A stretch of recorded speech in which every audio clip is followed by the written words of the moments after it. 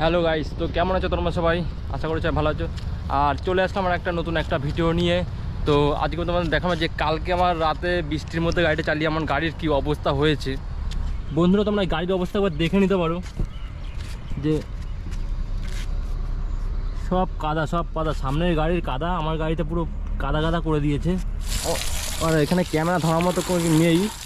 এবার বন্ধু তোমরা দেখতে পারো, এবার দেখো ডিপ হয়ে গেছে কাদাগুলো, ঘুরিয়ে ঘুরে দিতে হবে। তো তখন আমি খেয়াল করি যে গাড়িটা এটা আমার এখন ধোয়া শেষ হয়ে গেল গাড়িটা। তো আগের থেকে কিন্তু যথেষ্ট ভালো লাগছে, যথেষ্ট ভালো। এবারে একটু মানুষ লাগছে বাইক।